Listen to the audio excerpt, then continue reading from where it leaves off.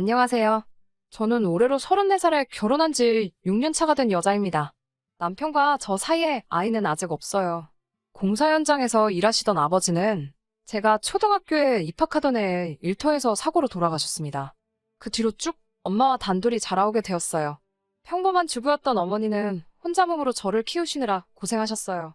그냥 평범한 아이였던 저에게 어떤 기대를 하셨던 건지 고향의 재취자리를 알아놓으셨다는 할아버지의 말에도 엄마는 저의 교육을 이유로 시골로 돌아가지 않으셨습니다. 그 고집 때문에 엄마는 다른 친척분들과도 연을 끊고 살아가시게 되었어요. 갖은 고생 다 하시면서 저를 키워주셨고 저도 그 기대에 부응하고자 서울대는 아니지만 서울에 있는 명문대에 입학을 할 수 있게 되었습니다. 그때까지도 나아지지 않던 가정 형편 때문에 대학교 입학을 포기하고 저도 취직 전선에 뛰어들고 싶었었지만 엄마는 제가 좋은 대학을 졸업하면 더 좋은 기회를 가질 수 있다고 하시며 제가 회사에 취직할 때까지 저를 도와주셨어요. 유난스러운 부분이 있었지만 반대로 생각하면 정말 저만을 위해 살아오셨다고 해도 과언이 아닐 정도로 저와 관련된 일이라면 모든 일에 엄마는 발벗고 나서주셨고 저에 대한 기대를 저버리지 않았습니다. 그런 친정엄마와 저는 정말 애틋하게 지냈습니다.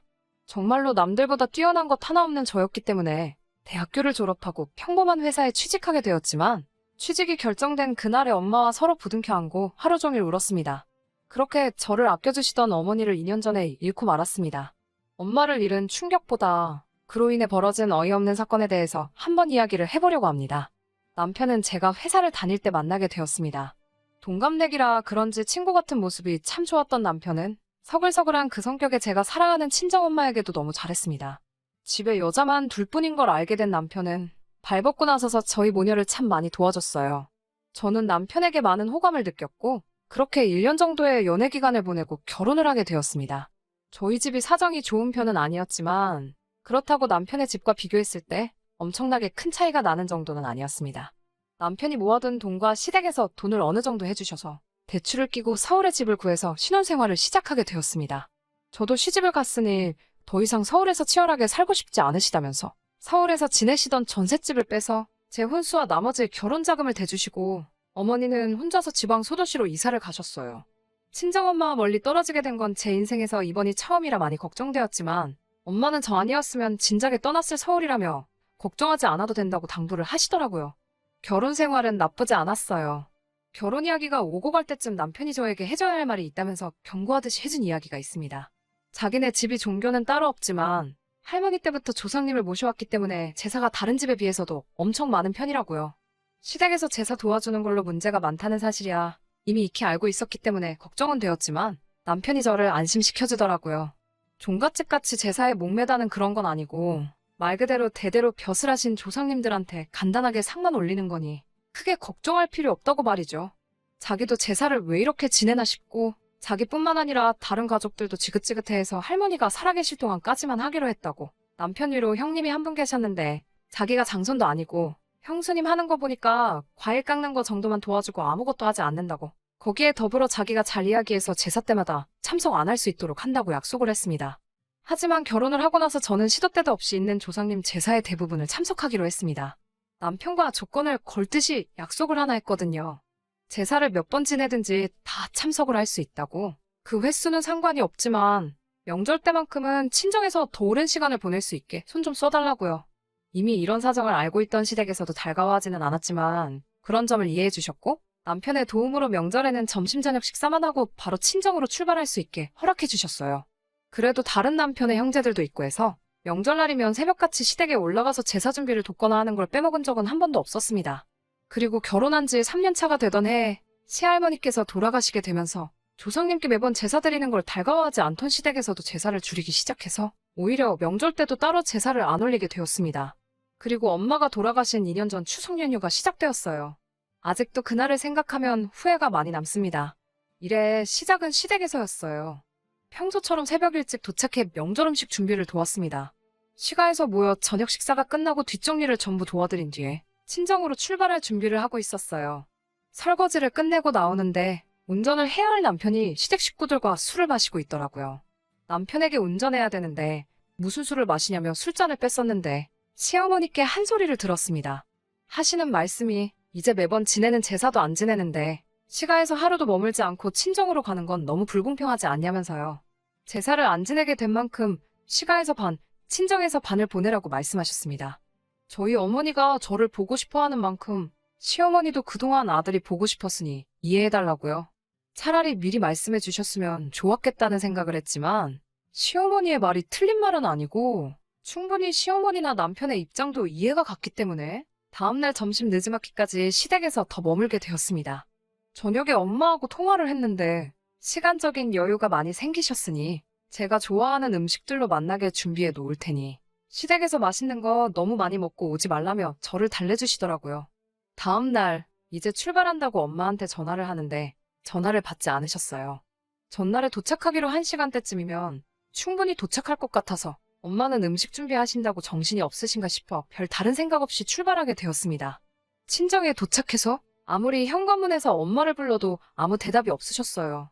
느낌이 쎄해서 부랴부랴 문을 따고 안에 들어갔는데 부엌에는 제가 좋아하는 음식들이 준비되어 있었고 엄마는 그 옆에서 바닥에 쓰러지신 채로 의식이 없었습니다. 뇌졸중이었습니다.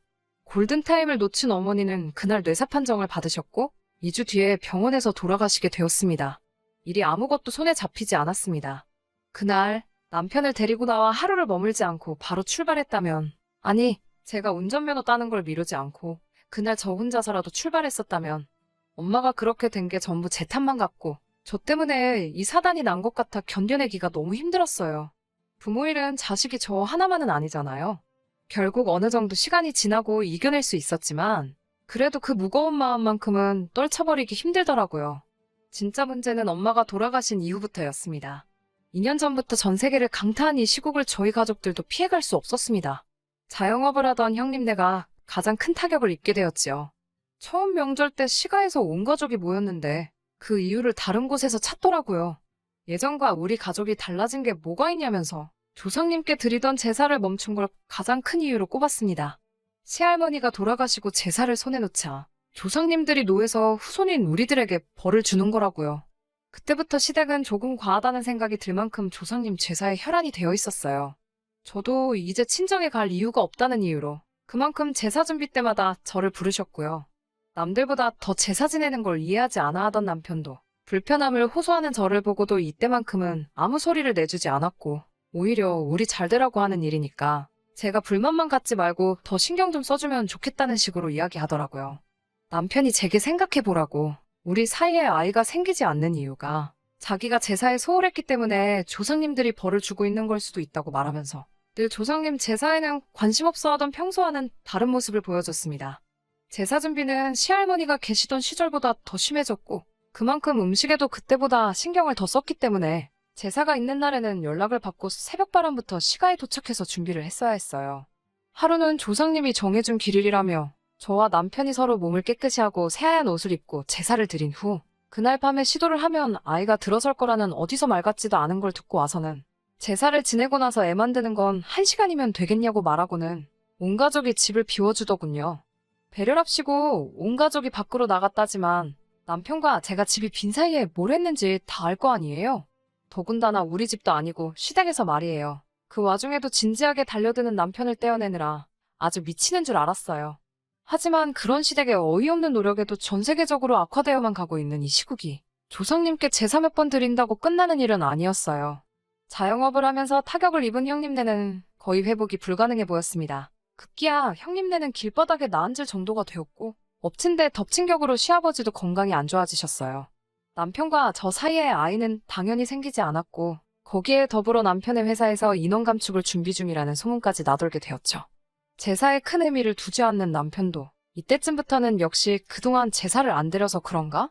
하면서 자신 없는 모습을 보이더라고요. 그러던 어느 날 갑작스럽게 시댁에서 연락이 왔어요. 제사가 있다고 해서 남편과 둘이 시가에 방문을 했습니다.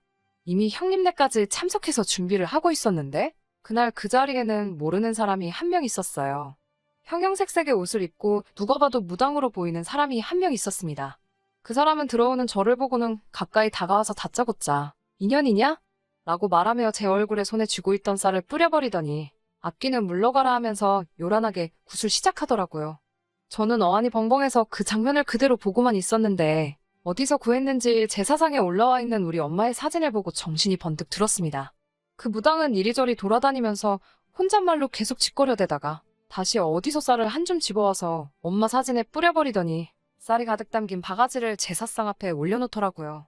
그러고선 제 손을 잡아 끌고 와서 저보고 엄마 사진 앞에 놓아둔 바가지를 밟아서 어서 깨부수라고 하는 거 아니겠어요. 그래야 엄마가 구천을 떠나 좋은 곳으로 가신다고요. 저는 도무지 이게 뭐하는 짓인가 이해를 할 수 없어서 이게 다 뭐하고 있는 거냐고 있는 대로 소리를 질렀지요. 우리 엄마 사진이 여기 왜 있고 이게 지금 뭐하는 거냐며 한참을 화를 내고 있으니 시어머니가 제 팔을 잡아 구석으로 끌고 가서는 설명이랍시고 한다는 말이 저분이 아주 용한 분이신데 집안에 생기는 우환들이 다 저희 엄마가 혼자 돌아가신 게 억울해서 성불하지 못하고 구천을 떠돌면서 시댁에다가 복수를 하고 있는 거라고 다 저와 제 남편이 잘 되게 하기 위해서 하는 거니 저보고 빨리 시키는 대로 하자고 저를 설득하더라고요. 어이없어서 남편을 쳐다봤는데 항상 제 편을 들어줬던 남편도 이게 별다른 의미가 있는 게 아니라 장모님 좋은 곳으로 보내드리려고 하는 거니까 나쁜 쪽으로만 생각하지 말라며 오히려 저를 설득하는 게 아니겠어요? 남편의 그런 모습에 화가 또 나서 넌 이걸 다 알고 있었는데도 나한테 아무 말도 안 한 거냐고 화를 냈더니 고개만 숙이고 아무 대답도 못하고 있더군요. 아무리 엄마가 그날 돌아가셨다는 게 천명이었고 거스를 수 없는 일이라고 한다고 해도 이건 해도 너무한 거잖아요. 그동안 엄마가 돌아가신 것에 대해서 저는 항상 저의 부족함을 탓했지. 그날따라 하루를 더 머물게 한 시댁의 잘못이라고 생각하거나 그때 왜 그랬냐며 시댁을 탓한 적도 한 번도 없었거든요.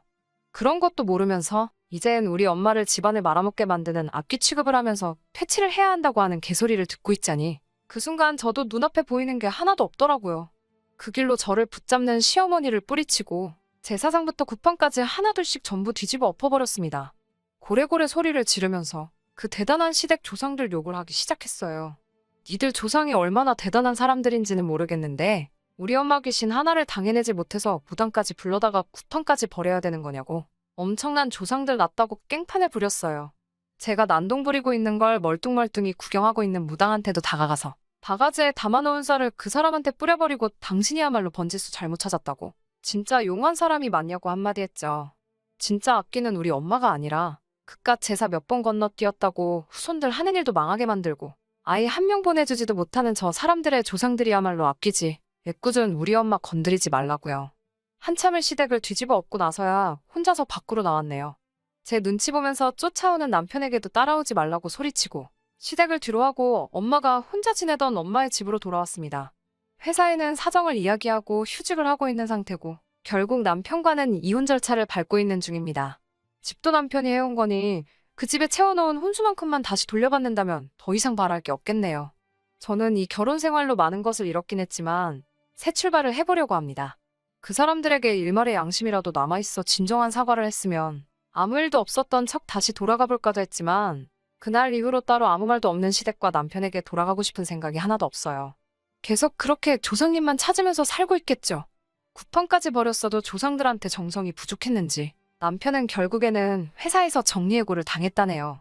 건강이 안 좋아지셨던 시아버지는 아무 일 없었지만 시어머니가 결국엔 유행병에 걸리셨다는 소문을 들었어요. 형님네 가게가 망한 건 말할 것도 없고요. 혹시나 이 사연을 들으시는 분들 중에 조상님을 모시는 분들이 계시다면 제가 그걸 비하를 할 의도가 있다거나 한 게 아니니 넓은 마음으로 이해해 주셨으면 합니다. 그리고 새로운 삶을 시작할 저도 응원해 주세요. 긴 이야기 끝까지 들어주셔서 감사합니다.